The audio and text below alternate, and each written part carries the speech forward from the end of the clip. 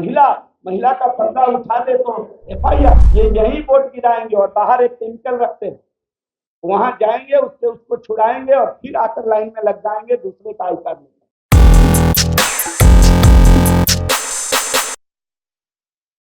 आप हैं निष्कर्ष भारत के साथ और मैं हूं मनोज चतुर्वेदी। देखिए, 2024 के लोकसभा चुनाव के बीच में ही भाजपा ने वोट जिहाद का मामला उठा दिया है और ये मामला उठाया है मधुबनी से। जाले विधानसभा के विधायक हैं जीवेश मिश्रा, बिहार सरकार में मंत्री भी रहे हैं, और उन्होंने प्रेस कॉन्फ्रेंस करके कहा है कि बुर्के की आड़ में वोट जिहाद जो है वो हो रहा है। जी हाँ, बुर्का पहनी महिलाएं जो हैं वो दूसरे के नाम पे, जो लोग वहां रहते नहीं हैं जाले में, उनके नाम पर वोट दे रही थी, और जो वहां अधिकारी थे वो इस बात की तहकीकात करने के बजाय चुपचाप बैठे थे, सहमे हुए थे। हम आपको ये भी बता दें कि उन्होंने इतना तक आरोप लगाया है कि लड़के जो हैं वो बुर्का पहन के वहां पर वोटिंग कर रहे थे। मामला पकड़ा भी गया है। जीवेश मिश्रा को सुनवा देते हैं। नहीं, इसको है ना, ये आपसे अछूता नहीं होगा, आप भी इसी समाज में रहते है ना। आप देख लीजिए, अभी तो कमाल का काम करते हैं, वोट दूसरे जगह यही वोट गिराते हैं। जो मैंने वोट जिहाद का बात किया, ये यही वोट गिराएंगे और बाहर एक केमिकल रखते हैं, वहां जाएंगे, उससे उसको छुड़ाएंगे और फिर आकर लाइन में लग जाएंगे दूसरे का आई कार्ड।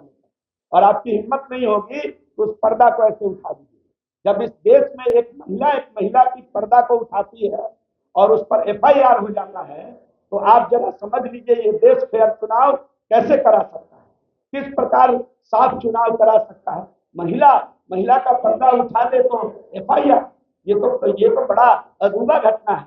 कोई पुरुष उठा दे तो होना चाहिए, लेकिन महिला उठा दिया तो एफआईआर। तो ये एफआईआर इसलिए किया जाता है कि दूसरे जगह कोई इस प्रकार का काम न करे।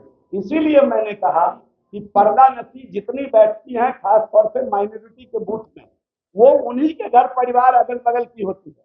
वो भी माइनॉरिटी के ही मैक्सिमम जगह माइनॉरिटी के लोग होते हैं और वो उनसे मिले हुए होते हैं, वो देखते ही नहीं पर्दा उठा करके। और अगर गलती से दूसरे समाज के कोई लोग पर्दा नसी हो गए वहां, मैं व्यवहारिक बात, भुगता हुआ बात बता रहा हूं, दूसरे समाज के हो गए तो 10-20 लड़के बाहर खड़े होकर 150 की संख्या में उस महिला को हुटिंग करते हैं, उनको धमकी देते हैं कि कल से स्कूल आना है कि नहीं आना है। 2500 घटना ऐसी घटी है। जिसने एफआईआर कराया है इस पर, जिस मजिस्ट्रेट ने, उनके घर तक धमकी पहुंच गया कि तुमने एफआईआर कराया है।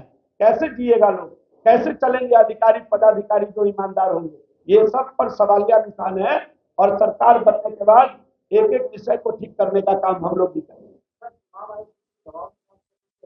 मुझे मालूम नहीं, ये बात मैं नहीं कह सकता हूं कि किसके दबाव में काम करेंगे, लेकिन मैं एज ए चुनाव लड़ने वाला, मैं प्रत्याशी नहीं हूं, लेकिन चुनाव तो लड़ रहा हूं अपने प्रत्याशी के लिए, तो मैं ये बता सकता हूं कि चुनाव आयोग के इस बिंदुओं पर खामी है, उसको ठीक करना ही चाहिए।